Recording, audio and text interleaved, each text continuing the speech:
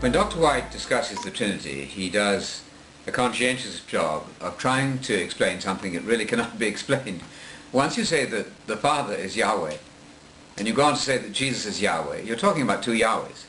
That's our common language. This is a chair, and that's a chair. Doesn't make one chair.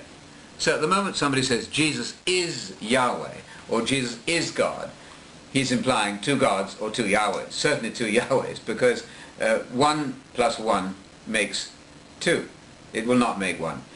And Dr. White is very careful to explain this for us on page 27 of his Forgotten Trinity book. He says we must not muddle up the X's and the Y's, the who's and the what's. We can say 3 who's is equal to 1 y, but we must not say 3 x's is equal to 1 x.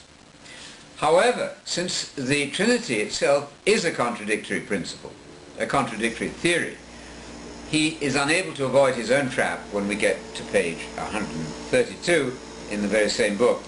And I recommend this book if you want to try to understand how some Christians work out a Trinitarian dogma. This is a very thorough discussion. But on page 132, he's talking to Jehovah's Witnesses and explaining how he deals with them.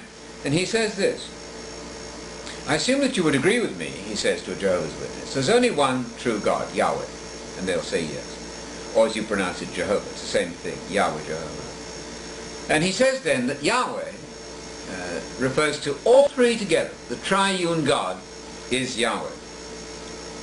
Then he says, we can agree, I assume, that the Father is identified as Yahweh, Jehovah.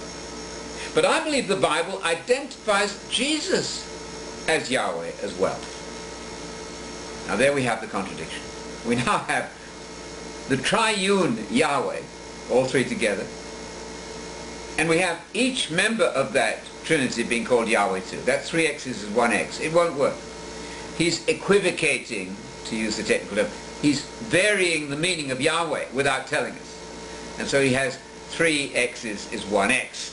Unless he's going to turn around and say Yahweh means this when I say an x, and Yahweh means something else when I mean a y. But he'll have to unpack all of that for us to make himself clear. Otherwise, this is sheer contradiction.